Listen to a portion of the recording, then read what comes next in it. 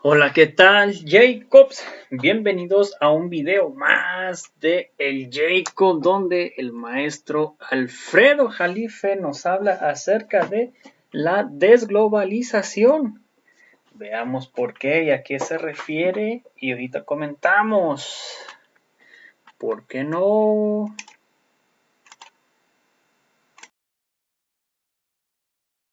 Bueno, es un enorme placer estar con ustedes aquí en la Ciudad de México, 28 de marzo, 5 horas de la tarde. Bueno, hoy vamos a tocar un tema, yo sé que va a ser muy difícil, sobre todo desintoxicar a los globalistas neoliberales, pero pues imagínense, el mayor banco capitalista del mundo, BlackRock, pues proclamó ya el fin de semana pasado el fin de la globalización y le achacan la culpa al conflicto de Ucrania, lo cual no es así, ya lo demostraremos nosotros. Yo llevo 15 años diciéndolo, 16, ya ni sé cuántos, y en realidad esto, la globalización entra en gran crisis desde el 11 de septiembre del 2001, cuando se elevan los costos, desde el punto de vista técnico, ¿no? No así de publicidad barata. Bueno, a ver, Giselita, es muy importante porque ustedes saben que BlackRock tiene más de 10 billones de dólares, trillions en anglosajón, o 10 a la 12ª potencia, que pueden ser hasta 10 veces, bueno, alrededor, ¿no? El Producto Interno Bruto de México, para que vean ustedes la dimensión de lo que estamos hablando. Claro, no es un capital propio, se le conoce como Assets Under Management o activos bajo manejo. Bueno, a ver, la primera, Giselita, ¿cuál tienes ahí a la mano? Bueno, primero que nada, ahí está lo que hizo, ahí está BlackRock, y ya la globalización, yo desde mi libro del 2007 ya habíamos visto que el mundo iba hacia la desglobalización y hacia regionalismos, pues se dio. Lo que hace Ucrania es agudiza las tendencias, eso es todo. A ver, la siguiente, Giselita. Bueno, aquí fíjense, es importante, me llamó mucho la atención, yo tuve una entrevista, bueno, estuve en el Edén, me fui en la noche y estuve allí todo el día. Fui invitado a una entrevista con el connotado entrevistador Emanuel Sivilla, y me gustó mucho el resumen que hicieron, porque le pusieron a toda la entrevista, a su link, le pusieron: de facto estamos en la guerra mundial libre. Bueno, vean, esto es importante, yo tengo que agradecer porque muchos de los puntos de vista que he vertido sobre la globalización, pues se los debo. Yo tuve un foro muy importante antes de la formalización del Seminario de Economía Mundial en 2006, con la directora del Instituto de Investigaciones Económicas de la UNAM, la doctora Alicia Girón, que me brindó su anfitrionía académica. Y luego este seminario lanzó sus notables con premonitorios estudios críticos sobre la globalización a contracorriente de la moda imperante del globalismo neoliberal. Es decir, cuando nadie se atrevía a decir que el modelo de la globalización, pues ya se le veían las señales, ¿no? Ya venía dando tumbos. Bueno, aquí me acuerdo Rosario Robles, que hoy está encarcelada, pero más que nada estaba encarcelada mentalmente.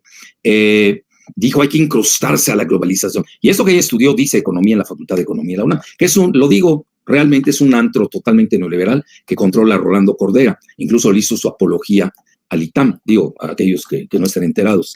Entonces, y había toda el PRD en ese momento, había enloquecido, ya hablaban de la tercera vía, etcétera, etcétera, y le llamaban a la globalización la tercera vía. Imagínense, esa era la oposición en México, y de la izquierda además.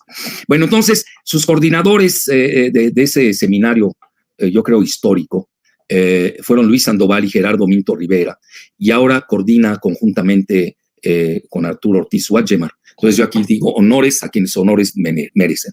Ahí realmente sí vimos las tendencias, la siguiente, Giselita, de la desglobalización y los regionalismos que hoy los estamos viviendo.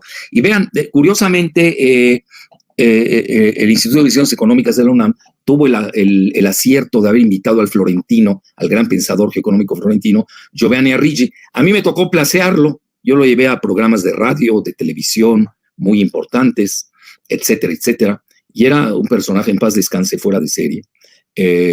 Y él viene de la escuela del sistema mundo de Manuel Wallerstein. Manuel Wallerstein precisamente tiene un libro que les recomiendo ampliamente, The Modern World System. Bueno, ahí lo tienen, aquellos que lo quieran ver. No sé si le puedas dar mayor zoom o amplitud, Giselita, no sé si se pueda. Bueno, pues ya sabes, yo si no veo, bajo la lupa no veo mucho. Y ahí el subtítulo del libro de Manuel Wallerstein, que es un must para leer, habla de el capitalismo agrícola y los orígenes del sistema económico mundo del siglo XVI. Realmente yo sí abrevé mucho de ese concepto, lo tengo que reconocer. Y luego nada menos que nuestro amigo en paz descanse, ya también falleció, Immanuel Wallerstein, Giovanni Arrighi, hizo, creo que fue su último libro en 2007. Vean, el libro de Wallerstein fue en 1974, se llama Adam Smith in Beijing. Ya veía cómo los chinos habían hecho esa mezcla única, muy creativa de ellos, el marxismo capitalista, ¿no? Que suena, bueno, los que tienen mentalidad encapsulada nunca lo van a entender, pero realmente hoy China, pues sí, es un capitalismo de Estado. De cierta manera, Marcuse, de la escuela de Frankfurt, ya lo había también planteado. Bueno, la siguiente, Giselita. Bueno, ahí está, este es el libro. No, Giselita, este no es mío, este es de Jacques Sapir. La portada y este globo se llama La Demondialización, Jacques Sapir, véanlo. Y realmente muchos dicen que se inspiró del mío un año antes, 2007, hacia la desglobalización. Ahí lo tienen, vean, precisamente un año después se daría, no nos equivocamos en esa hipótesis, pues la crisis de Lehman Brothers en 2008. Con todo el respeto, pero sí nos adelantamos. Bueno, la siguiente. Bueno, vean, hay varias globalizaciones, eso a veces no se entiende. Ustedes, por ejemplo, cuando oyen hablar a China, la globalización, y le echan porras y loas, están hablando de la globalización económica, sin finanzas realmente. Bueno, eso es difícil, ¿no? Pero donde predomina la economía y las finanzas solamente lo apuntalan. Pero la globalización de Occidente, sobre todo la anglosajona, con sede en Wall Street y la City, es financierista, que naturalmente rebasa la realidad económica. Bueno, también tienen la globalización cibernética o digitálica, le pudiéramos decir. Esa también se cayó ahora en Ucrania. La globalización petrolera, que esa siempre existió, antes incluso del advenimiento de la globalización como tal, que yo le doy la fecha en 1991. ¿Por qué? Porque es cuando se disuelve la Unión Soviética y ya no tenía, se quedó solo el orden, vamos a ponerlo así, globalista neoliberal de Estados Unidos y de Gran Bretaña. Entonces, pero ya la globalización petrolera siempre ha existido. Acuérdense, se cotizaba en dólares, tiene sus dos variantes que son el West Intermediate Texas y el Brent, etcétera. Y luego la mercantil, pues ya la vieron, ya toda vez es muy conocida, en la que todos se implicaban, pero ya no le convenía a Estados Unidos ni la económica, ni la globalización económica, ni la mercantil, porque estaban perdiendo la batalla. Frente a China, que ya saben, con su geoeconomía prodigiosa, pues ya estaba a punto de desbancar a Estados Unidos. En Producto Interno Bruto por paridad de adquisitiva o paridad de compra, como le llaman Power Purchase Parity, ya China había rebasado a Estados Unidos. Y luego entró India con la globalización, yo diría, del software. Entonces ya también, ya no le convenía a Estados Unidos a estos dos grandes pues adversarios. Bueno, la siguiente, y naturalmente todo esto, yo no diría se murió en Ucrania, ya venía agonizando. Incluso la que habla, el fin de la globalización, a la que hace alusión Larry Fink, que es el mandamás de BlackRock, es la globalización financierista. Hay que tener mucho cuidado con ello. Y naturalmente hoy, con la grave crisis de la cadena de suministros, lo que se llama el supply chain, pues obviamente pues ya esto se acabó en Ucrania. Y vean, realmente hay que tener muy bien presente la definición de la globalización, que versa sobre la disminución de costos. ¿Y cómo lo hacen? A través del outsourcing, que es la maquila, los castizos le llaman deslocalización, y el downsizing, que es la poda laboral. Imagínense a qué grado de deshumanización llegamos, que cuando despedían al mayor número de obreros o de empleados en una empresa, subían sus acciones, bueno, lo cual era totalmente demencial. Bueno, es ese modelo de la globalización. Yo le llamaría también misántropa. Bueno, la siguiente, Gisela. Es decir, si uno no entiende eso, no va a entender por qué está muerta la globalización. Bueno, sí, porque no habrán nostálgicos. Bueno, imagínense ir al ITAM desintoxicarlos. Bueno, son 4,000 alumnos, pues pobres, ¿no? Pues hay que desintoxicarlos y rehabilitarlos.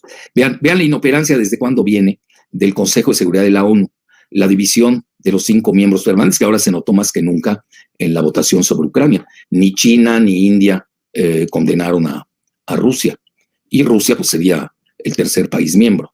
Y ahí tienen ustedes, vean, lo mismo se sigue dando, no ha variado. Yo este esquema lo traigo desde hace mucho, casi 15 años. Estados Unidos, Gran Bretaña, Francia, G7, la OTAN. Y más que nada puse estos tres, porque son miembros del Consejo Permanente del Consejo de Seguridad, son potencias nucleares. Curiosamente, las 5 son potencias nucleares. Y están frente a China y Rusia. Yo ya veía venir esa complementariedad, como le llamó el mandarín Xi Jinping, sin límites. Vean qué importante. Entonces, por un lado tienen al G7 y a la OTAN, ahí sigue, se agudizó en Ucrania, no es nada nuevo, versus el grupo de Shanghái y los BRICS. Incluso Sudáfrica no condenó a Rusia, India tampoco. Entonces, los BRICS, desde el punto de vista geoeconómico, sigue más vigente que nunca. Ya desde el punto de vista geoestratégico, ahorita lo vamos a abordar, tiene otra perspectiva. La siguiente, Giselita. Para que vean cómo no falla cuando uno tiene muy buenas hipótesis. Ya están las instituciones disfuncionales del caduco orden de Bretton Woods. Usted sabe que Bretton Woods ahí se reúnen, crearon el Fondo Monetario Internacional, luego el Banco Mundial con otro nombre y luego viene la OMC. Bueno, la siguiente, hoy se necesita un nuevo orden económico mundial, aparte de un nuevo orden geoestratégico. Pero vean, ya venía tanto el mismo Financial Times, que es portavoz del globalismo neoliberal financierista, ya el Philip Stephens ya había marcado, vean, ahí tiene su globo totalmente resquebrajado. Yo creo que aquí se hizo hincapié en la globalización integral, no en la parcial de la que hablan Larry Fink y BlackRock. Dice el mundo retrocede de la globalización. Ahí lo tiene. Estados Unidos no tiene ningún interés nacional vital en mantener un orden que le ha dado o ha girado el poder a sus rivales. Bueno, ¿quiénes son aquí los dos rivales de facto? China e India. No había que ser genios para entenderlo. Y luego tienen, vean, The Economist, que no es ningún secreto, pues está controlado por la banca Rothschild, etcétera. Otros dicen que por Soros. Bueno, Soros supuestamente es un instrumento de la banca Rothschild. ¿Cómo hablan ya en The Economist? Y vean la fecha, ¿eh? ¿Cuál es la fecha del primero, Giselita? Ahora sí tengo que usar mi lupa. La primera, vean, desde el 2014, ¿eh? Estamos hablando hace 8 años. Y esa del The Economist, no veo la fecha, pero por ahí se van, ¿eh? Que un año antes, un año después, ya hablaban del asedio del globo, ¿no? Ya era sobre todo la globalización financiera. La siguiente. Bueno, y vean, curiosamente en The Washington Post, desde 2013, les recuerdo que un servidor desde el 2007, y Jacques Sapir, que es un gran profesor de la Sorbona, ya nos habíamos adelantado 6 o 7 años a lo que ya veía venir Samuelson, que es un gran economista, lo escribió en The Washington Post. ¿Puede la globalización sobrevivir a 2013? Pues no, ellos lo escribieron en 2012. Luego, vean, estos ya son en papers, en publicaciones muy especializadas, no son populares. Realmente el término que les llaman a las publicaciones para el público en general, me da pena decirlo, pero así les llaman, así están los académicos, así les llaman vulgarizadores. Pero obviamente este tipo de publicaciones como The International Economy, vean, es de otoño de 2012, pues son publicaciones muy académicas. Y vean, David Smith ya hablaba de la desglobalización y hablaba también de la retirada de la globalización.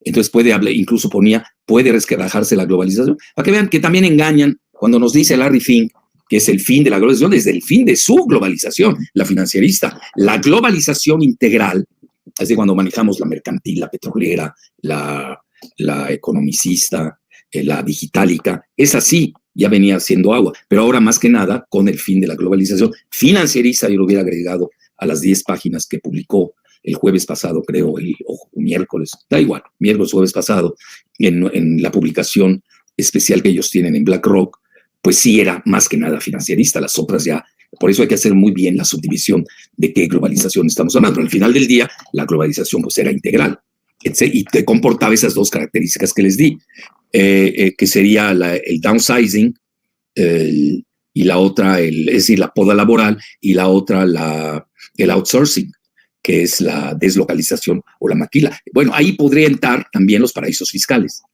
que es el alma mater de la globalización financierista. Entonces ponen desafíos económicos desalentadores, globalización resquebrajada, sin sucedáneo. En ese momento no hay sucedáneo. Bueno, sí hay la desglobalización, economía mixta y regionalismos. No sé por qué dice David Smith en ese paper famoso de que no hay sucedáneo, es decir, no hay repuesto. La siguiente, Gisela. Vean, Ahí lo tienen ustedes, en el pico de la globalización financiera, eso es importante, se encuentran los servicios financieros que representaron un elevado porcentaje de las ganancias bursátiles de Estados Unidos. Le dejaban 30% a Estados Unidos, 40% le daba ganancias a las transnacionales. Y vean, alguien también de un instituto de Estados Unidos, el Peterson Institute, sobre todo los economistas lo consultan mucho, Gary Hufbauer, cito, comenta: Estados Unidos se volvía más rico con $1 billón, quiere decir $1 trillón en anglosajón, cada año, debido al comercio globalizado, sin contar el bono hegemónico, que eso lo acusó mucho China. Dice, Estados Unidos se lleva casi el 10% del PIB global debido a su bono hegemónico. Que tenga mucho cuidado. Otra de las consideraciones que hay que tomar en cuenta con el conflicto en Ucrania, se le vino abajo su bono hegemónico a Estados Unidos. Nada menos que el 10% del PIB global. Si no me equivoco, el PIB global anda en 90 y pico millones de dólares, o trillones, o billones, como le quieran llamar. Y el 10%, gastamos el 9.5% del PIB mundial. Y si ustedes ven el PIB de Estados Unidos, se dan cuenta que la mitad prácticamente del PIB de Estados Unidos venían de su prevalencia del dólar y del dominio que tenía con este modelo de la globalización. Esto para mí es un golpe muy fuerte que sufrió Estados Unidos en Ucrania, que nadie ha hablado de ello todavía, ¿eh? Bueno, aquí nos estamos adelantando as usual. La siguiente. Bueno, vean cómo subieron en la época de la globalización con la caída del muro de Berlín, la disolución de la URSS, cómo la riqueza de los 400 más ricos estadounidenses, según en Forbes, vean cómo aumentó 90% desde 2009. Pues sí, vean, ahí lo tienen. Ese curiosamente lo publica World Socialist. Es una página, es un portal trotskista, pero tiene muy buena información. Si uno no es trotskista, le quitan la ideología trotskista, tiene datos duros fabulosos. La siguiente.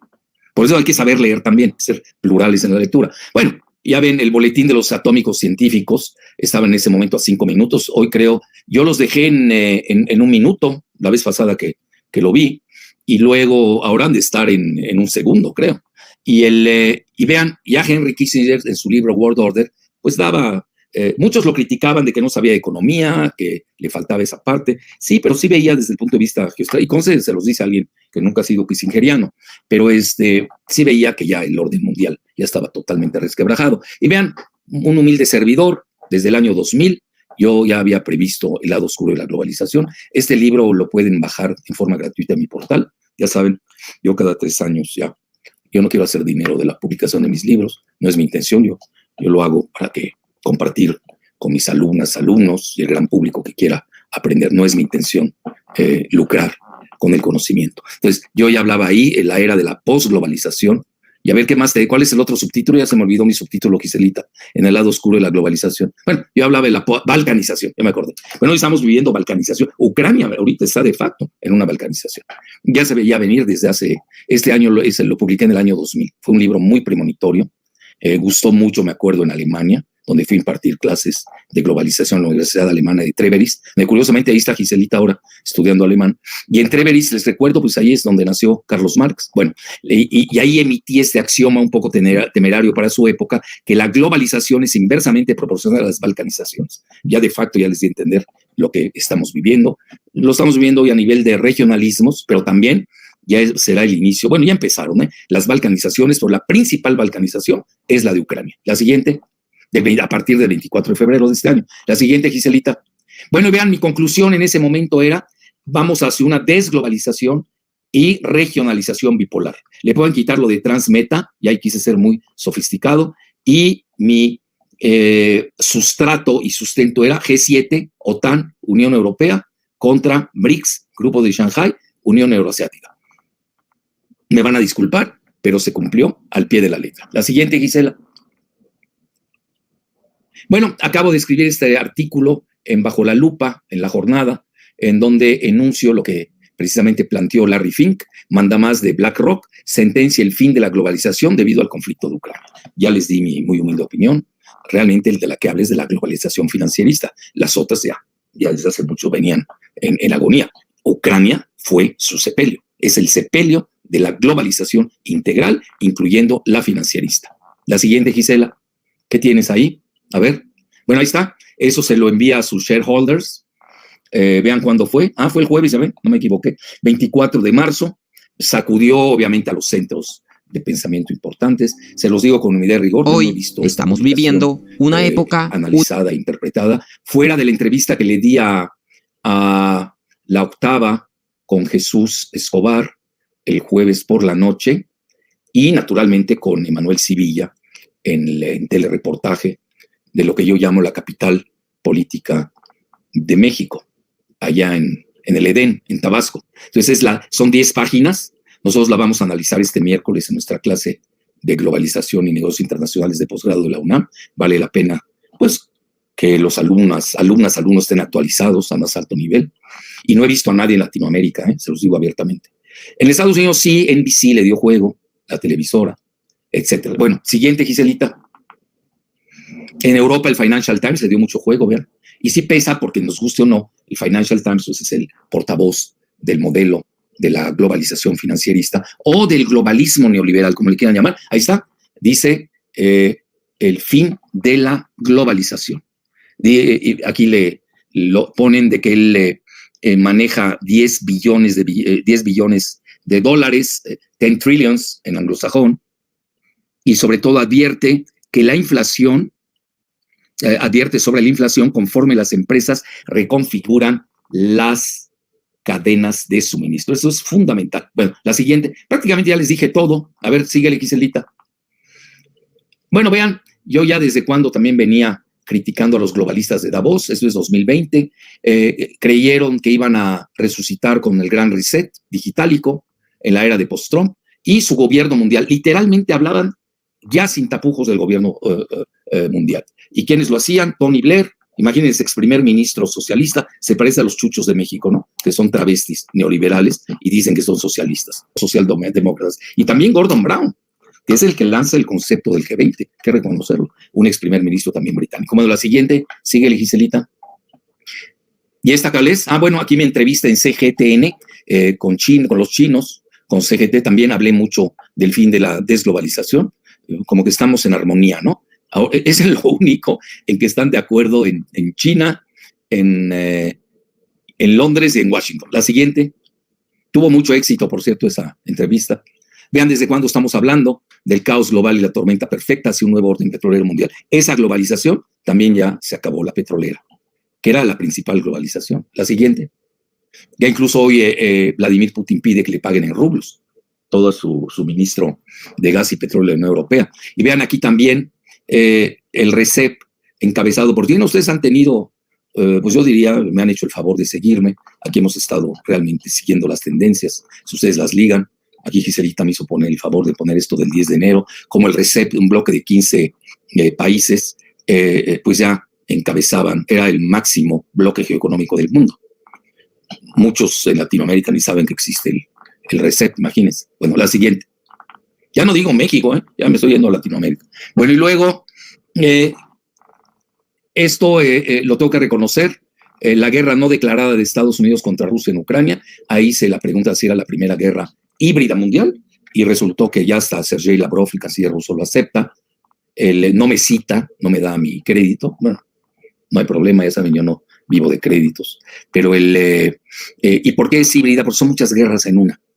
Tienen guerra de propaganda, guerra biológica, radiológica, de todo, financiera, económica, todo se ha dado en esta guerra híbrida. Aquellos que quieran penetrar en el concepto, aquí lo tienen. La siguiente, por favor, Giselita. Oye, hoy me estás dando demasiado crédito, ¿eh? Dice Lavrov, hoy se nos ha declarado una verdadera guerra híbrida, una guerra total. Vean, él lo escribe el 26, bueno, lo acaba de decir, 26, en RT. A ver, la otra, Giselita, ¿cuándo hice el artículo para Sputnik? ¿Cuándo fue? No lo veo, a ver. Ahora sí que bajo la lupa. Yo lo hice ¿cuándo? 11, ¿no? 11, el 17. Me adelanté que 6 días, ¿no? 11 de marzo lo hiciste. 11 de marzo. Entonces, ¿me adelanté cuántos días? 15. Sí. 15 días. Bueno, vean, cuando uno se equivoca, hay que decirlo. Me equivoqué y cambio mi hipótesis. ¿Qué estoy diciendo? No quiero aquí que me echen flores. Lo que estoy diciendo es que traemos una muy buena hipótesis de trabajo. Punto. Estoy diciendo más. Bueno, la siguiente. Pero nadie trae la misma hipótesis. Entonces ya, pues, obviamente, prevalece la mejor hipótesis al final del día. La siguiente, Giselita. Bueno, ahí viene Medvedev, dice, nadie desea una guerra. y hay que alejar al máximo Medvedev es el vicepresidente del Consejo de Seguridad de Rusia, fue presidente, fue primer ministro. Y aquí habla de algo, por algo lo pusimos, a ver, ¿qué fue, Giselita, aparte de la guerra nuclear? De que no le va a afectar para nada las sanciones, y además dice que es una locura creer que ya Rusia está fuera de la jugada. Bueno, yo lo pongo a propósito, a veces nosotros leemos mucha lectura occidental, pues somos parte de lo que ahora se llama Norteamérica, México, entonces pues aquí ya sabemos lo que dicen en el bloque occidental, y como aquí traemos pensamiento dialéctico, pues yo no pierdo la oportunidad de poner la idea, bueno, que está pensando sobre todo la otra parte, ¿no? La siguiente. Bueno, vean desde cuándo ya habíamos alertado de que Der Spiegel había anunciado también el inicio de la desglobalización. Ahí lo pueden tener aquí. Vean, ellos le ponen Der Spiegel, ya saben ustedes qué quiere decir en alemán espejo. Es la principal revista dominical en Alemania. Quienes hemos vivido en Alemania sabemos que les gusta leer mucho a los alemanes, sobre todo los domingos. No así en México, de las revistas no pegan, porque pues, no tenemos cultura de lectura en nuestro país, desgraciadamente. En México somos más pictóricos. Entonces, el domingo en Alemania se lee muchísimo, hay que leerlo. Y Der Spiegel ahí marcaba el inicio de la desglobalización ya desde hace 2 años. La siguiente, Gisela, también seguramente pusiste lo de Deutsche Bank, ¿no? Sí, ahí está, Deutsche Bank. Vean, no se equivocaron, hace 2 años, la edad del desorden, la era del desorden, la nueva era para la economía, la política y nuestra manera de vivir. A ver esta, si la puedes aumentar. Para mí son letras muy pequeñas. Brecha intergeneracional tras el fin de la globalización e inicio de la era del desorden. Hay que reconocer, esto es de 2020, lo publica un paper, la publicación normal del Deutsche Bank, a mi juicio el principal banco europeo, y nada menos que de Alemania, obviamente. La siguiente. Entonces vean, esto es lo que dijo Larry Fink, dramatizó, se encapsuló demasiado, pero realmente le está hablando de la globalización financierista, pero ya también Deutsche Bank, que es financiero, es un banco importante. Y también Der Spiegel ya lo había adelantado. La siguiente. Bueno, aquí estoy con Jesús Escobar, a quien le agradezco la entrevista, y obviamente a nuestro amigo Juan Aguirre Abdo, que le dio luz verde. Precisamente ahí hablamos largo y tendido del fin de la globalización. La siguiente, Giselín, ahí hablo del nuevo muro de Kiev, que es el que sustituye al nuevo muro de Berlín, y parece ser que se está dando esa hipótesis. La siguiente, esa ya me la pusiste. ¿Qué más tienes? ¿Es todo? Bueno, listo. Empecemos con las preguntas y respuestas. Sí. Primera pregunta. Oye, ¿sabes qué nos faltó del de Larry Fink? Larry Fink precisamente comenta que los países que se van a beneficiar con el fin de la globalización, digo para que tomen nota, para que vean que no estoy excluyendo una frase importante, cita a México. Bueno, el presidente López Obrador tiene una excelente relación con Larry Fink, ha venido varias veces, etcétera, etcétera. El hijo de Carlos Slim, Marco Antonio, es miembro del Consejo de Administración de BlackRock, aquellos que no lo sepan, ¿no? Es decir, no crean que Grupo Carso es nada más, se queda aquí en lo local también. A mí me llamó la atención cuando, a veces yo analizo bien, tengo formación literalmente forense, entonces ahí vi a Marco Antonio, ¿no? Bueno, el hijo de Carlos Slim. Creo que ahí viene, ¿no, Giselita? Ahí la tienes. Bueno, ahí lo ven, ya les dejamos el link, lo pueden bajar. Yo les recomiendo a aquellos que les interese el modelo de la globalización, las finanzas, ahí está, ahí viene, ahí lo dice, lo de México, y también habla de Brasil. Yo tengo mis dudas en lo de Brasil, les voy a decir por qué, porque vienen elecciones en Brasil, hay que ver el resultado, entre Bolsonaro y Lula, hoy va de puntero Lula. Ellos son más BRICS, nunca rompieron con los BRICS, y hay una gran relación con Rusia, eso, y con China, no hay que perderlo de vista. Yo no me iría con esa finta, ¿no? Bueno, viene la frase, like Mexico, Brazil, the United States, ¿qué más dice? Or manufacturing hubs in Southeast Asia. Es decir, es el regionalismo de facto, estamos hablando de encrucijadas de manufactura. Yo veo que está a la defensiva BlackRock, ¿eh? Bueno, no es por nada que perdieron 20% de su valor en lo que va del año, ¿eh? Ya antes de lo de Ucrania ya andaban perdiendo. Y lo de Ucrania les da un golpe fuerte, 20% a esos niveles es demasiado, ¿eh? Yo no sé si descontó Financial Times, de los 10 billones o trillones o millones de dólares, o 10 a la 12ª potencia, descontaron ese 20% que perdieron, ya estarían en 8, y no es lo mismo que 10, obviamente. Pero también me llama la atención esas encrucijadas manufactureras le echan el ojo al sudeste asiático, el bloque ASEAN de 10 países, que forman parte con los 15 países del RCEP. Yo ahí tengo mis dudas, ¿eh? ¿No será wishful thinking? Bueno, la siguiente, ya vámonos de lleno a las preguntas, para que aquí tengamos oportunidad de interactuar. Ok, primera pregunta, mencionan las diversas globalizaciones, financiera, económica, petrolera, cibernética, ¿qué tan relacionadas están entre sí? Bueno, siempre están. La globalización es un modelo que, acuérdense, yo impartí la clase de globalización muchos años en la UNAM, en posgrado. No crean, Jalife sabe mucho. Pues, esa clase impartía. Les estoy resumiendo 20 años de impartir clases. Yo es un tema que conozco, al menos me lo admiten en Alemania y en la Unión Europea me dieron la cátedra UNESCO precisamente para hablar de globalización, porque en Televisa me tenían prohibido hablar de globalización cuando yo colaboré ahí en el programa internacional que tenía, creo que se llamaba ECO, ¿no? Su época más o menos aceptable. Entonces yo me dedicaba a hablar de cosas internacionales, no me metía a lo local, y además si me lo hubieran permitido. Pero me acuerdo alguien llegó y me dice, no vayas a hablar de globalización, está prohibido. Ya la censura desde 1991, imagínense. Estamos hace 30 años. Entonces, cuando se cae el muro, cuando se disuelve la URSS, su competidor ideológico, era el comunismo. Ya no tenía competidor. Entonces, Estados Unidos impone con Clinton, hay escritos de Nicholas Christophen buenísimos en el New York Times sobre Clinton, cómo a Clinton lo seducen los financieros de Wall Street para imponer el modelo de la globalización. Ustedes saben, la palabra global viene de la aldea global de Marshall McLuhan. Yo impartía conferencias sobre Marshall McLuhan en la Embajada de Canadá. Entonces Marshall McLuhan tenía un libro que se llamaba, me acuerdo, fue en la época de los 70, más o menos en los 70, se llamaba La aldea global, de ahí viene la palabra global. Pero Marshall McLuhan la planteó a nivel de comunicación. Obviamente luego ya la adopta Estados Unidos como modelo económico y más les convino como financiero. Y ahí teníamos derivadas. En lo económico se entraba lo petrolero, lo mercantil, lo cibernético, pero todas son una. Luego ya podemos decir que se empiezan a variar. Bueno, yo que leo mucho a los chinos, ellos les hablan la globalización económica, no es la financiera. Cuando ustedes escuchan hablar de Estados Unidos sobre la globalización, bueno, al mismo Larry Fink de BlackRock, están hablando de la globalización financierista. Muy bien, otra. Siguiente pregunta. Justo aquí en el chat la acaban de poner. ¿Cómo sería el Internet en un mundo desglobalizado? Balcanizado. Así de fácil. Eso ya lo habíamos previsto. Íbamos a la balcanización digitálica. Ya la Unión Europea, tengo muchos artículos, pueden consultar, la balcanización digitálica, ya no estaba siguiendo al GAFAM. Ya saben, el GAFAM, Google, Amazon, Facebook, Apple y Microsoft. Ya se había dado ahí una ruptura intraatlántica, o intraatlantista, si les gusta esa más, y ya no se diga con China y Rusia.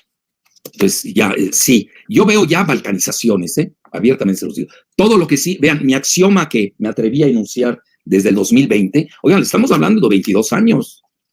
Digo, no es fácil. Yo tengo un grave defecto, lo tengo que reconocer, me adelanto demasiado. En serio se los digo, sufro por eso, no crean que me gusta mucho. Entonces, y ya se dio, lo que no se globaliza, pues se balcaniza. Y hoy más que nunca tenemos un mundo biosférico, la biosfera de Vernadsky está fracturada. Curiosamente, en su tierra natal, en Ucrania, y donde dio clases, donde lanza su gran concepto de la biosfera, que es en la universidad, no, en la Facultad de Química o Instituto de Geoquímica de Moscú. Era un genio, ¿verdad? Para que vean que a mí sí me duele lo que está pasando en Ucrania. Para mí es una guerra civil. Ya olvídense de la propaganda barata. Bueno, ¿qué más, Giselita? Entonces vamos a tener balcanizaciones en todos los rubros, en todos. Síguele. Siguiente pregunta. Si BlackRock es propiedad de la familia más poderosa del mundo, ¿por qué declaran el fin de la globalización si ellos son los que la promueven? Bueno, porque ya perdió en Ucrania, ya estamos viendo en Ucrania la desdolarización. Yo creo que ahí no pensaron en el efecto boomerang. Las sanciones, que así les llamó Biden, catastrofistas contra Rusia, no surtieron efecto. Sí surtieron efecto los primeros días. El rublo se desplomó 30%, ¿se acuerdan? También cayó la bolsa de Moscú, etcétera. Pero hoy vean, hoy ya recuperó 20% el rublo. Y se puede volver una moneda muy fuerte, porque hoy Vladimir Putin está exigiendo que le paguen en rublos. Bueno, a los países hostiles, así les llamó. Ya tiene su lista. Así de sencillo. Entonces, ese mundo... Acuérdense, ¿dónde ganan los Rothschild? Rothschild en alemán. Yo se lo pregunté a un general israelí, que era de la familia Rothschild. Acuérdense, yo concurrí a las charlas de paz con notables, así nos llamaron, del mundo árabe. Yo fui un convocado por el presidente Fernández de República Dominicana y llegaron muchos israelíes. Nosotros somos civilizados. Y ahí precisamente charlé con este general, le pregunté cómo se pronuncia Rothschild o Rothschild. Me dicen en alemán es Rothschild, que es el escudo rojo. Y hay algunos que en inglés dicen Rothschild, como si era child de niño, ¿no? Lo cual es absurdo. Entonces, no, ese mundo, ellos ganan en Waterloo. Pues hay libros fascinantes al respecto. Cuando los dos hermanos jugaban a la bolsa, unos en la bolsa de París y los otros en la bolsa de Londres, y en la mañana estaba ganando Napoleón, pues estaba ganando el lado francés, y en la tarde pues se desploma, ¿no? Cuando pierde Napoleón no llegaron los refuerzos esperados, y ahí se va a las nubes la bolsa de Londres con el otro hermano Rothschild. Es fascinante conocer esa historia. Ahí, a mi juicio, esa es mi muy humilde hipótesis, ahí empieza el predominio de los banqueros Rothschild, que eran 7 hermanos. La siguiente. Siguiente pregunta. ¿Tienes muchas, Gise? Sí, hay varias preguntas. Tenemos cuarto de hora, ¿eh? Ok. Siguiente pregunta. ¿La caída de la globalización podría ser sinónimo de la caída de la civilización occidental? No, para nada. Nunca ha sido sinónimo de civilización la globalización. Occidente, antes de la globalización. Bueno, a eso vean, yo les recomiendo un libro, yo me abrevé mucho de él. Bueno, tenía 3 tomos. El gran pensador, el mejor historiador del siglo XIX. Y hasta yo lo pondría en el siglo XX, que es Eric Hobsbawm. Hobsbawm se escribe, a ver, porque no me equivoque, Hobsbawm, Hobsbaum. Era israelí, egipcio, británico. Cuando el mundo se viene abajo en 2008, nada menos que George Soros fue a consultar a Eric Hobsbawm. Genio, así, un historiador fuera de serie. Yo abrevé mucho de sus 3 libros sobre el siglo XIX, uno sobre el capitalismo, y ahí habla de la primera globalización. Obviamente se refería a la globalización capitalista, industrial. Eso es importante entender. Ahora, por ejemplo, muchos hablan que se cae esta globalización. Bueno, la primera globalización muere con la Primera Guerra Mundial.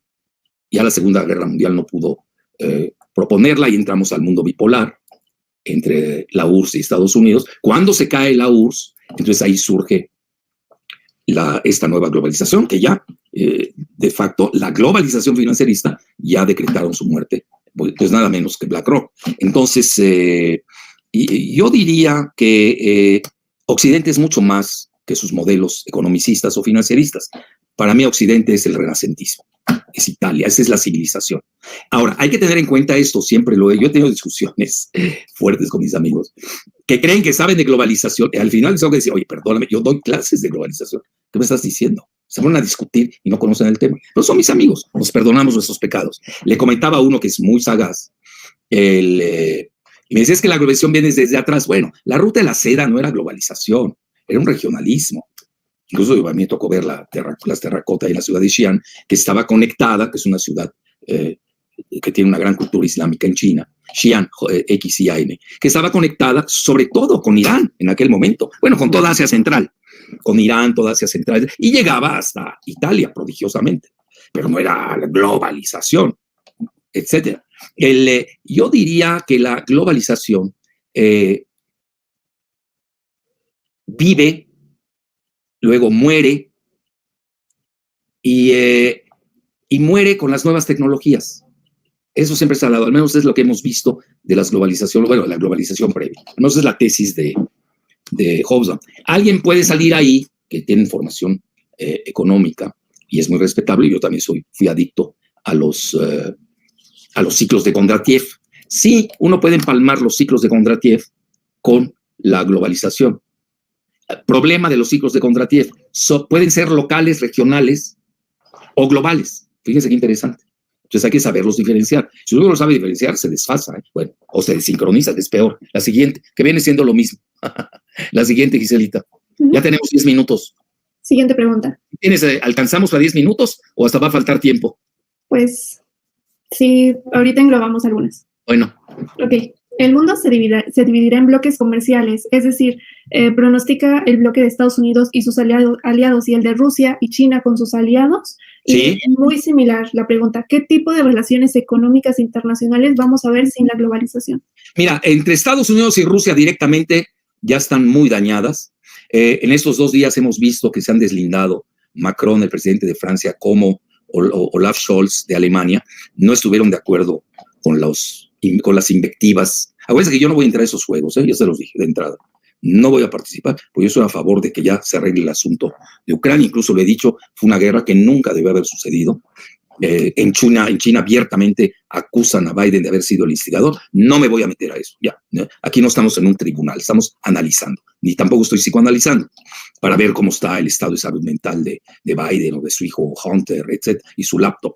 Me quiero enfocar a lo principal y a datos duros. Macron se deslinda de las invectivas de Biden que profirió en Varsovia, donde no solamente dice que, pues yo había dicho que Biden es un criminal de guerra, luego lo tildó de carnicero y luego pidió un cambio de régimen. Bueno, ya hasta Lapid, que es el canciller israelí, dijo, eso lo deciden los rusos.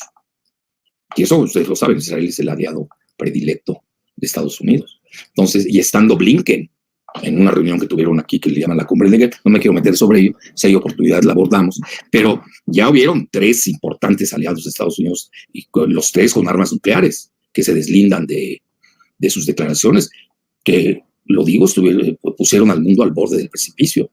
Este precipicio nada más podría ser nuclear, que estén muy cuidadosos. Yo festejo mucho que se hayan deslindado el presidente Macron, porque además tiene miedo Macron de perder las elecciones el 10 de abril. Es decir, puede haber una resaca o un efecto boomerang en donde los franceses voten por esta alianza inédita, que no es de corte ideológico, izquierda-derecha, es más geopolítico. Ustedes se dan cuenta que Marine Le Pen, que le llaman que es de extrema derecha, pues está aliada hoy en lo mismo. Los dos critican a la OTAN, y me estoy refiriendo a Jean-Luc Mélenchon, que no puede haber más izquierda en Francia que ella. Pero aquí ya quedan caducos. Esa dicotomía izquierda-derecha es muy añeja. Ya es del siglo XIX, XX, XVIII. Ya dio de sí. Hoy, vean, si nos vamos realmente, estamos viendo que hay una dicotomía geoestratégica, una dicotomía geopolítica. Y no importa si uno es de izquierda y derecha, pues van a estar en un bando o en el otro bando. Eso es muy importante señalarlo. Y luego también Olaf Scholz, festejo mucho, y ya no se diga igual lo que hizo Lapid, el secretario de Relaciones, o ministro de Relaciones Exteriores de Israel. Y ustedes vean, se los digo abiertamente, yo soy muy crítico en esto. La prensa israelí, con su diáspora, lo que se conoce, su Sayanim, así se escribe S-A-Y-A-N-I-M, ya saben que, sus Goyim también, toda esa prensa antirrusa furibunda, furibunda. No, yo que leo el Haaretz diario y The Times of Israel, hombre, olvídese. Bueno, tampoco me voy a meter a eso, pero sí voy a la política, a la real política. Tanto Bennett, el primer ministro de Israel, como el ex primer ministro de Netanyahu, dijeron, nosotros no tenemos que meternos en ese lío, somos neutrales. ¿Por qué? Porque en Ucrania existen, no se sabe cuántos hay, depende de quién haga la estadística, entre 100,000 a 200,000 de origen israelí. Zelensky mismo, excomediante, es de origen israelí. Entonces, como algunos sectores hicieron de él, recurrieron a los mitos de Israel. Uno de ellos se llama el Masada, así por de que lo sepan. Esto fue después de Herodes, Heródoto es el historiador, Herodes, 70 años después de Herodes, en la vieja Palestina, en la antigua Palestina,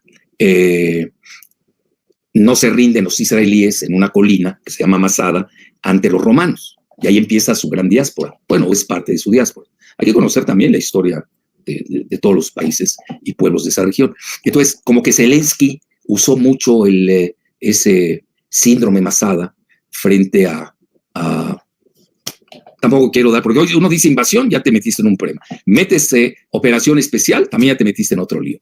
Y yo por eso le llamé guerra civil, porque para mí sí lo es y lo puedo demostrar, entre el conflicto de Ucrania. Entonces, ahí eso también hay que tomarlo en cuenta. Y hoy estamos ante una situación, naturalmente, pues yo la estoy viendo, de balcanización de Ucrania, si es que no llegan a un acuerdo. Entonces, la prensa era la prensa israelí, tanto al interior como al exterior, toda su diáspora, con sus Sayanim y sus Goyim, estaban en contra de de Vladimir Putin. Lo que pasa es que se olvidan que el 20% mínimo en Israel, pues hablan ruso. Hasta hubo una manifestación a favor de Putin en Jerusalén. Yo cuando la leí dije, o en Tel Aviv fue, o la vi, dije, oye, estoy viendo bien, apagué la computadora, aunque no lo crean, la volví a encender y venía lo mismo. Digo, bueno, entonces no estoy viendo alucinaciones. Digo, hay que saber, hay que matizar, porque si no uno se clava a loca, se hace el ridículo después. Bueno, la siguiente, Giselita. Pero sí contesté, ¿no? Sí, bueno. Justo relacionado a lo que se te preguntaba. De consolidarse estos bloques en la desglobalización, regionalismos, ¿es posible la inclusión de la ruta de la seda en un comercio con Estados Unidos y con Europa? No, con Estados Unidos ya no lo veo, ¿eh? Yo creo que ahí, con la Unión Europea tiene que repensar muy bien. Yo estoy viendo un bloque de la anglósfera, ese sí, ese de facto, lo que le llaman los chinos los 5 ojos, donde tienen todo su espionaje, que además viene en echelon, ahorita les digo cómo se escribe, echelon, Shelon, que es en francés, quiere decir escala. Ahí bien, búsquenlo, aquellos que quieran saber, que obviamente es la anglósfera, Estados Unidos, Canadá, Gran Bretaña, Nueva Zelanda y Australia. Muchos van a decir, México está ahí porque somos aliados de Estados Unidos y Canadá, que forman parte de la OTAN, o porque somos aliados del Comando Norte, o porque somos aliados del TEMEC. I don't know, no me metan en líos.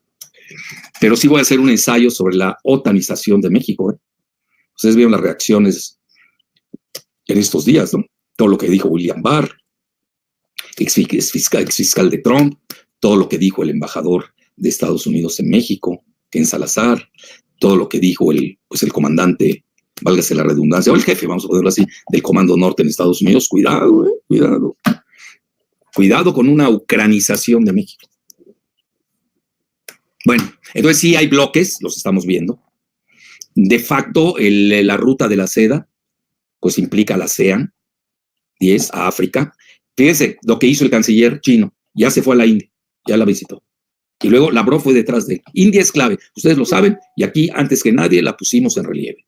Y luego ya se reunió con los representantes de 1.800 millones de musulmanes. Me llamó la atención que pusieran 54. Según la Organización de Estados Islámicos, hablan de 57. Le voy a preguntar a los amigos chinos de dónde pusieron los otros 3, o están tomando en consideración a 3 países que son pro Estados Unidos a morir. No lo sé. Acuérdense, esos errores no lo son, pero si la Organización de Estados Islámicos o la Conferencia Internacional Islámica, la Conferencia de Organización Islámica, se conoce, habla de 57 países y 1.800 millones. Y en China el canciller habla de 54 países. Bueno, aquí algo pasó con esos 3. Ahí hay un chanfle. A esos niveles no se equivocan. Bueno, entonces eso hay que tenerlo bien en cuenta. Está África, la mayor parte de los 1.200 millones de África no jalaron con Estados Unidos, hay que decirlo abiertamente, etcétera, etcétera. Entonces, ahí hay que ver cómo se reconfigura. Yo lo pondría, es muy buena pregunta, yo lo mantendría a nivel de matrices. Hay matrices. Y alrededor de las matrices se pueden agregar unos o se pueden salir otros. Así de fácil. ¿A quién tenemos como matriz operativa? Estamos viendo a Rusia, a China, más sus aliados, ya sean de circunstancia o reales. Bueno, y del otro lado, ¿qué estamos viendo? Igual, Estados Unidos, OTAN, Unión Europea. Ahora, estoy viendo que la Unión Europea se está deslindando, como que no les gustó, están viendo que son los sacrificados del juego. Oiga, cuando ven ustedes que 2 países del tamaño de Francia, con Macron, que es la única potencia continental de la Unión Europea, que tiene, no sé, 50 bombas nucleares, Alemania, que es la principal potencia geoeconómica de la Unión Europea, se deslindan de las declaraciones de Biden en Varsovia, quiere decir que hay algo, ¿eh? Entonces, hay que irse con mucho cuidado. Pero sí, yo creo que es más fácil si ustedes ponen las matrices operativas de lo que yo llamo la balcanización o el nuevo orden bipolar regional de bloques, y ya ustedes pueden ir agregando o quitando países. Muy bien. Ya tenemos una más y nos vamos, o 2. ¿Cuántas tienes? 2 más. Bueno, adelante. Ok, siguiente pregunta. Doctor Jalife, ¿el traslado masivo de capitales desde Londres y Nueva York hacia Hong Kong es otro indicio claro del fin de la globalización tal y como la conocemos? Y muy pegada a esa pregunta, ¿se puede decir que el centro de gravedad de la economía va a ser Asia? Mira, yo lo mantengo, primero que nada, ese traslado a Hong Kong, yo no lo estoy viendo como tal, HSBC quería mudarse a Hong Kong como sede. Además, ellos vienen de ahí, ustedes lo saben, de las dos guerras del opio. Incluso por eso se llama así, Hong Kong Shanghai Bank Corporation. Yo no estoy viendo ese traslado masivo, y menos ahora que ya pertenece a China, porque así como Estados Unidos embargó todos los activos de Rusia, y no estamos hablando de 2 pesos, estamos hablando, bueno, Rusia tiene 650 mil millones de dólares de reserva, pero sí le embargan de facto por Estados Unidos más de 300 mil millones de dólares. Se puede dar lo mismo en Hong Kong. Yo ahí tengo, habría que ver qué fuente, quien te hizo la pregunta, de dónde obtuvo esa fuente, pero yo la dudo, con mucho escepticismo. Al revés, yo estoy viendo un traslado que va a venir a Wall Street, incluso salirse hasta de la Unión Europea, de ese tamaño. Bueno, ¿y la otra cuál era? Ese me hiciste 2 en una. Sí, siguiente pregunta. ¿Se puede decir que el centro de gravedad de la economía va a ser... No, bueno, podemos decir que hay un shifting, me gusta esa palabra, un shifting, un giro de la economía mundo, abusando del concepto de sistema mundo de Manuel Wallerstein, hacia Asia, que es la región más próspera hoy del mundo. Eso sí. Pero a nivel geoestratégico, yo insisto, el mundo sigue siendo tripolar. Estados Unidos, Rusia, China. Hoy Medvedev salió, bueno, él hizo una entrevista a Russia Today y a Sputnik, habla ya de la India, y por algo Rusia está empujando a India como parte del nuevo orden mundial. Bueno, si es así, no me voy a meter en esa discusión, un día lo abordaremos, si es tripolar o tetrapolar. Bueno, es todo un concepto. Vean, que los rusos estén metiendo a India en el juego del nuevo orden mundial, que no le está dando juego a Estados Unidos, ni la anglósfera. Entonces, eso también tiene sus bemoles. No es gratuito que el ex presidente y ex primer ministro y hoy vice mandamás del Consejo de Seguridad de Rusia, que es Dmitry Medvedev, lo esté lanzando. Recuerden que Medvedev viene de San Petersburgo, igual que Vladimir Putin, igual que Petruchev. Todo eso hay que conocerlo muy bien. Es decir, el grupo más occidentalista de la Eurasia de Rusia, lo están aislando, como que lo quieren cortar de Europa. Estoy viendo ya que no está dando resultado. Incluso hoy estaba leyendo un artículo de Gideon Rachman, que es un israelí británico, que venía cada rato a visitar a Felipe Calderón en Los Pinos. Él tenía temor de que una guerra prolongada canse, fatigue a Europa, y que sobre todo en Alemania surjan ahí le di un término, no lo recuerdo bien, pero un poco despectivo, ¿no? Los, no colaboradores, pero sí los que entienden a Rusia.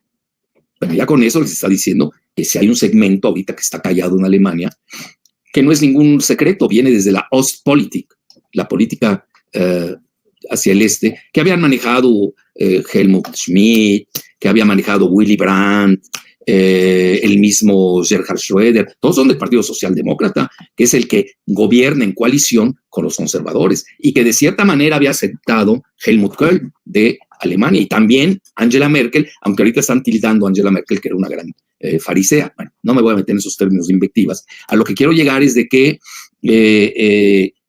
esto no está decidido todavía.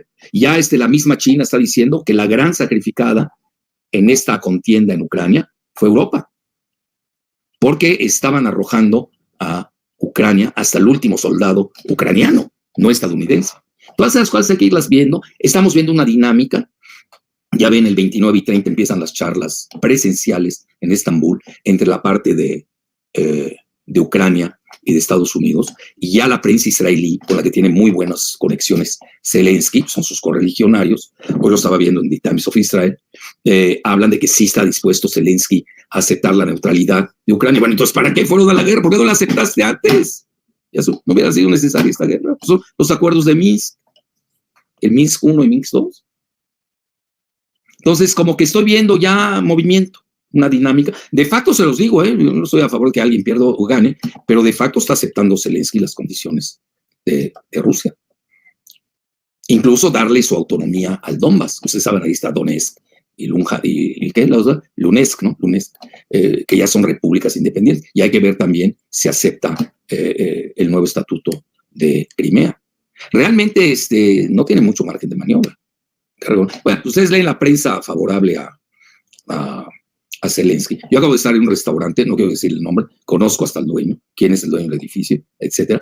Subliminalmente, ahí lo vimos, ponían en la pantalla los colores de amarillo y azul de Ucrania. Bueno, que algo en México vamos a decidir, sobre todo en donde yo fui a cenar esa noche, vamos a decidir la guerra en Ucrania. Bueno, la verdad se pasan nuestros amigos, ¿no?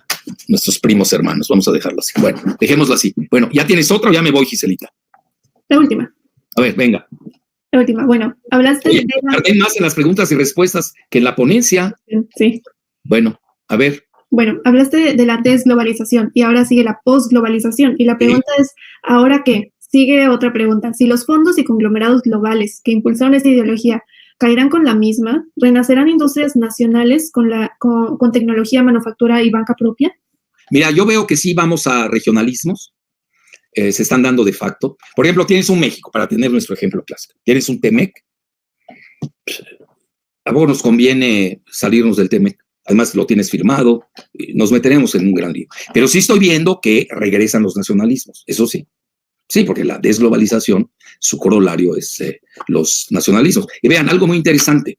Yo lo estuve leyendo. Acuérdense que yo estudié neurolingüística. Y a mí cada palabra tiene un significado. Si no lo tomo hacia la ligera. Y estaba viendo, sobre todo con Larry Fink y sus 10 páginas de BlackRock a sus cuentavientes. No hablan, vean, dicen, el offshore se traslada al onshore. Acuérdense, offshore es fuera de las fronteras, de las costas, que esa es la globalización, de facto. Y el onshore, pues es las costas de Estados Unidos, que son regionales o nacionales. No se atreve a decir la palabra nacional. Fíjense, hay que estar muy pendientes de esa lingüística o de esa semiótica. Y incluso habla del near onshore. Near onshore, ¿qué es el near onshore? Pues México. Bueno, hasta la próxima. Un placer. Bueno, pues ahí está el maestro Alfredo Jalife, donde nos relató un contundente y riquísimo en información de la desglobalización, donde pues ya lo de Ucrania fue el punto del iceberg, la gota que derramó el vaso, y pues básicamente para los siguientes años, bueno, en los siguientes meses se viene la desglobalización. Se viene ahora sí que los regionismos, o sea, los nacionalismos, se va a fortalecer cada país a lo que ellos producen, que esto lo que quería nuestro presidente Manuel López Obrador desde un principio, desde que él llegó, porque para eso puso Sembrando Vida, para eso puso fortalecimiento de Pemex, de la Comisión Federal de Electricidad, con lo que vienen siendo las reformas eléctrica que ya aceptó ahí en la Corte, que ya en la Corte ya van a poder, a partir de esta ley que se aprobó en la Corte, ya van a poder hacer maniobras para que no se considere como sucia en las hidroeléctricas, que es a base de agua, y pues ya de ahí se va a poder despachar primero la electricidad de la Comisión Federal de Electricidad, y luego ya después lo segundo ya para catapultar sería en la Cámara de Diputados, que aprobarán por mayoría 3/4 partes, y luego de ahí se va a la Cámara de Senadores para que ahí la mayoría acepte y se vaya igual a 3/4 partes, y luego de ahí para que la reforma eléctrica se apruebe va a los congresos locales, que pues ahí básicamente al parecer no habría ningún problema porque Morena tiene mayoría también,